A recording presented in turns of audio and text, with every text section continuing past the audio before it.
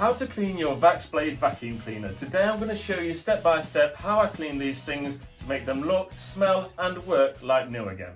Firstly, let's just separate the parts. So we've got the wand on its own, the floor tool on its own and the main body on its own. And we're going to start with the floor tool. We need to remove this end cap here.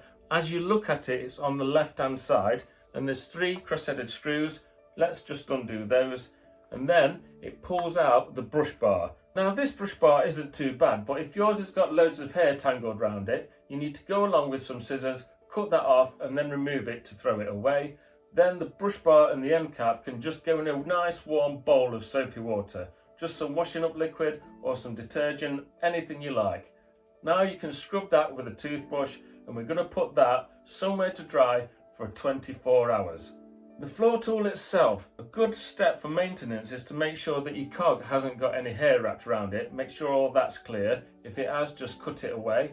Then the actual window, we want to be cleaning that. But there is an electronic motor inside these things. So don't go dipping this in the sink or anything like that. We're just going to get a damp cloth and we're going to wipe it on the inside of the window and all around the floor tool itself just to clean it that way. Then you're in no danger of ruining this thing. If yours is not liking just a damp cloth treatment, we're going to get a damp toothbrush and scrub away at any dirt that might be stuck onto the window. Don't make the brush too wet though. Again, we don't want water getting into any cracks on this thing, okay? Another thing on these floor tools are these little rollers here. Now these can get clogged up with hair too. So quickly, if yours is clogged up, just put a flat-headed screwdriver down one side underneath the metal pin, prise it up, and then it'll all pull out. Then get all the hair off and stuff and put it back in reverse order. So you're putting the pin down on one side and then put the other one in place and press down with your flat-headed screwdriver and it'll click back into position. Now that's done, let's look at the pipe. Now this is something you probably don't think of cleaning, and be careful because there are electronic components in it. They're just connectors, but we don't want them to get soaking wet and damaged. Just put a long brush down there. I've got this bottle cleaning brush. Now it's a bit tight on this model, but if you just dampen that, you can just squeeze it down it one end at a time and it'll clean it all. So if yours is a little bit smelly, you can put some disinfectant down there, clean all the mess out and it'll make it like new again. Now let's move on to the main body. Now this is quite straightforward. There's a top bit here that twists off and then you've got the filter inside like so. We're going to be washing that in a second. There's another filter in here too. We're going to be doing that the same. Actually, this is missing the filter. It's a customer's vacuum and it's missing the filter. So I can't show you that one, but yours is going to be washed the same as the other one, trust me. Now all this doesn't remove off the vacuum cleaner very easily without breaking anything, so we don't want to be doing that. Just open the bin, making sure you've emptied it obviously in the bin first. You've got this mesh filter in here as well.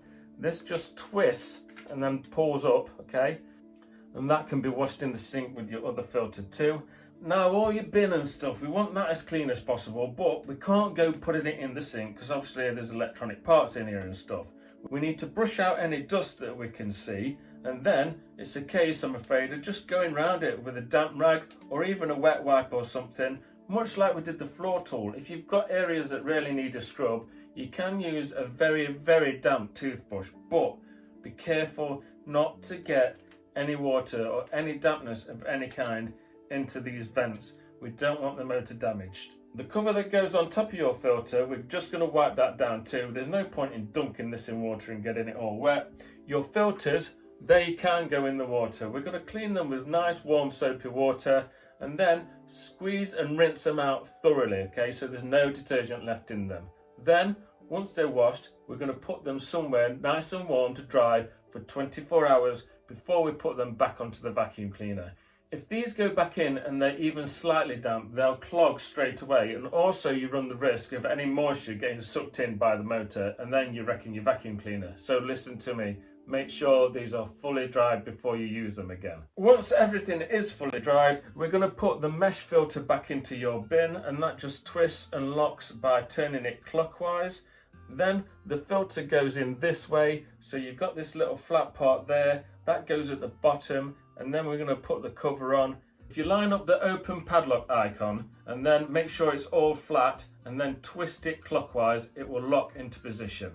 The floor tool, we need to put the brush back into that. Now the end cap goes on, this funny shape here lines up with the one on the brush bar, and then it all slides in and we need to do up the 3 screws.